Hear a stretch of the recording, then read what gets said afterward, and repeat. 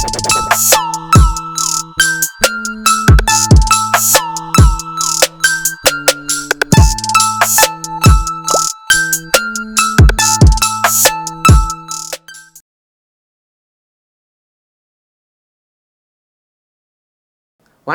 இது நம்ம வீட்டு திரை. நான் சங்கர்.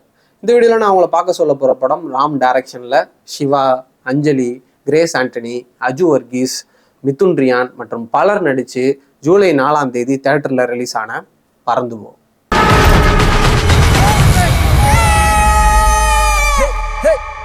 இந்த படத்தோட கதை பைக் இஎம்ஐ கட்டாததுனால அந்த பேங்க்காரங்களுக்கு பயந்துக்கிட்டு ஒரு அப்பா தான் பையனை கூட்டிக்கிட்டு அவரோட அப்பா அம்மா வீட்டுக்கு போறாரு. அந்த டிராவல்ல நடக்கிற விஷயங்கள் என்னென்ன, அதுதான் அந்த படத்தோட மீதி கதை. படம் முடிஞ்சு கடைசியில் ரிட்டன் அண்ட் டைரக்டட் பை ராம்னு போடும்போது எனக்கு ஒரே ஒரு டைலாக் தான் டக்குன்னு ஞாபகத்துக்கு வந்துச்சு. இந்த பருத்திவரன் படத்துல அந்த சின்ன பையன் சொல்லுவான்ல, சூப்பர்பா, நீ இப்படிலாம் பேசி நான் பார்த்ததே இல்லைப்பா அப்படின்னுவான்ல. அந்த மாதிரி ராம் சாரோட பேரை பார்த்தோன்னா, ராம் சார் சூப்பர் சார், நீங்க இப்படிலாம் படம் பண்ணி நாங்கள் பார்த்ததே இல்லை சார் அப்படின்ற ஒரு ஃபீல் தான் கிடைச்சிச்சு. அந்த அளவுக்கு ஒரு அருமையான படம், சூப்பரான படம், செம்ம ஃபீல் குட்டான படம், மனசுக்கு நிறைவா இருந்துச்சு, மனசுக்கு இதமா இருந்துச்சு, கொடுத்த காசுக்கு ஒர்த்தா இருந்துச்சு, பயங்கர சாட்டிஸ்ஃபைங்கா இருந்துச்சுன்னு இப்படி பாசிட்டிவா பேசிக்கிட்டே போகலாம். அந்த அளவுக்கு படமும் பயங்கர பாசிட்டிவா இருந்துச்சு. நமக்கும் படம் முடிஞ்சு வெளியே வரும்போது ஒரு பயங்கர பாசிட்டிவ் வைபும் கிடைச்சிச்சு. எனக்கு தெரிஞ்சு டூரிஸ்ட் ஃபேமிலிக்கு அப்புறமா தேட்டரில் உள்ள என்டையர் ஆடியன்ஸும் பயங்கரமாக சிரித்து ரசித்து பார்த்த படம்னா அது இந்த பறந்து போவா தான் இருக்கும். முக்கியமாக ஃபேமிலி, குழந்தை இருக்கிறவங்களுக்கு தெரியும் வீக்கெண்ட் ஆனால் நம்ம எங்கே போகலாம் அப்படின்ட்டு யூடியூப்பில் தேடி பார்ப்போம், பெஸ்ட் அவுட்டிங் வித் கிட்ஸ் அப்படின்ட்டு. அப்படிலாம் நீங்கள் தேடியே பார்க்க வேணாம். இந்த வீக்கெண்டுக்கான உங்களுக்கு ப்ராப்பர் அவுட்டிங் பறந்து போதான். குழந்தைங்களாம் அவ்வளவு ரசித்து பார்ப்பாங்க. அதுக்குன்னு குழந்தைங்க மட்டும் ரசிக்கிறதுக்கான விஷயங்கள் படத்தில் இல்லை, பேரண்ட்ஸோட பெர்ஸ்பெக்டிவ்லையும் நிறையா விஷயங்கள் சொல்லியிருக்காங்க.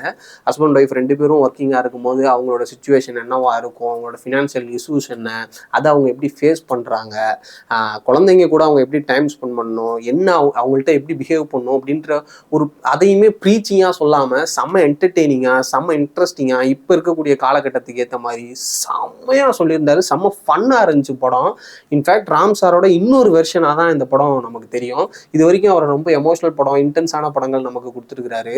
ஆனால் இப்போ ரொம்ப லைட் ஹார்ட்டடா, செம்ம ஃபீல் குட்டா நம்மளை சிரிக்க வச்சிருந்தாரு, சிந்திக்க வச்சிருந்தாரு. செம்ம படங்க.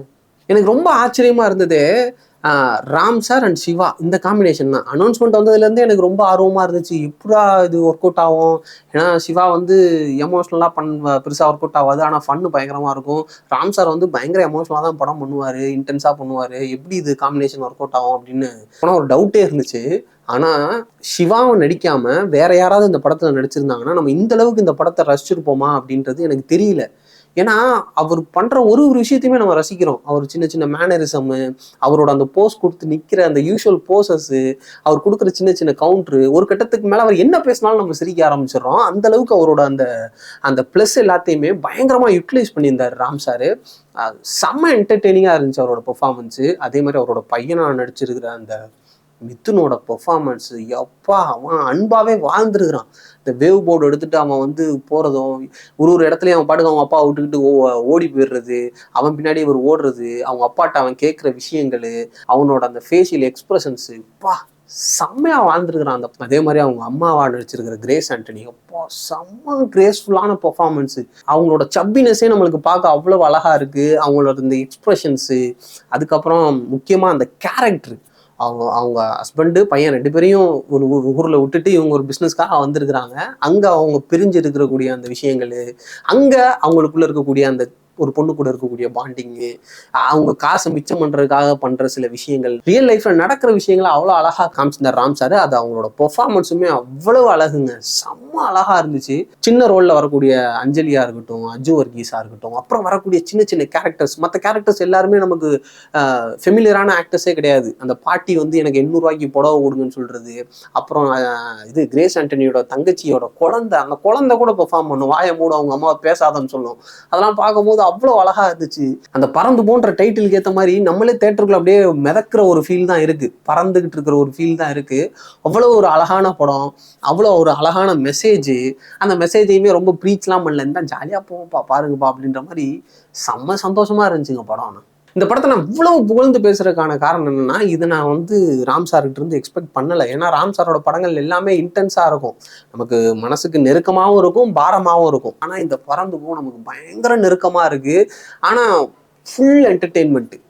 அந்த படங்களோட ட்ரீட்மெண்ட் வேற, இந்த படத்தோட ட்ரீட்மெண்ட் வேற. ஈவன் தங்க மீன்கள்லயும் அப்பா பொண்ணோட சென்டிமெண்ட், பேரன்புலயும் அப்பா பொண்ணோட சென்டிமெண்ட் தான். ஆனா அதுலயுமே ட்ரீட்மெண்ட் வேறையா இருக்கும். ஆனா இங்க அப்பா பையன் வரும்போது ட்ரீட்மெண்ட்டே டோட்டலா வேற, முழுக்க முழுக்க ஃபன்னு. இந்த ராம் சாரோட இந்த வெர்ஷன் வந்து எனக்கு ரொம்ப பிடிச்சிருக்கு. அதுவும் பிடிக்கும், பட் இது வந்து ரொம்ப ரொம்ப பிடிச்சிருக்கு. முக்கியமா அந்த ஹஸ்பண்ட் ஒய்ஃபுக்குள்ள இருக்கக்கூடிய அந்த ரிலேஷன்ஷிப்பு கிட்டத்தட்ட ஒரு 2 நாள் லாங் டிஸ்டன்ஸ் ரிலேஷன்ஷிப் தான். ஆனா பையன் பண்ற சில விஷயங்கள் எல்லாத்தையும் வீடியோ, வாட்ஸ்அப்ல வீடியோ எடுக்கிறது, போட்டோ எடுத்து ஒய்ஃபுக்கு அனுப்புறது, அவங்க 2 பேரும் அதை பத்தி டிஸ்கஸ் பண்றது, அந்த பையன் வந்து அவங்க அப்பா அம்மாவை எவ்வளவு மிஸ் பண்றான் அப்படின்றது அவன் ஒரு விஷயத்துல கன்வே பண்றது, அதை இவங்களுக்கு அனுப்பும்போது அவங்க அதுக்காக ஃபீல் பண்றது, இது எல்லாமே நம்மளுக்கு பயங்கரமா கனெக்ட் ஆகும். குறிப்பா ஹஸ்பண்ட் ஒய்ஃப் 2 பேரும் ஒர்க்கிங்ல இருக்கும் போது அவங்க அந்த பசங்க கூட டைம் ஸ்பெண்ட் பண்ண முடியலையே அப்படின்ற ஒரு ஃபீல் உள்ள இருந்துகிட்டே இருக்கும்.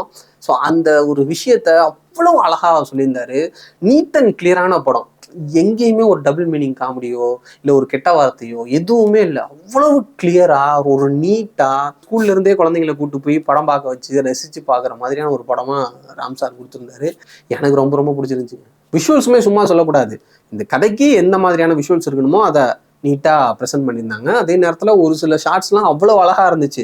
நம்மளே யோசிப்போம், சென்னைக்கு பக்கத்தில் இவ்வளோ அழகான லொக்கேஷன்ஸ்லாம் இருக்கா அப்படின்னு யோசிக்கிற அளவுக்கு விஷுவல்ஸ் செம்மையாக பண்ணியிருந்தாங்க.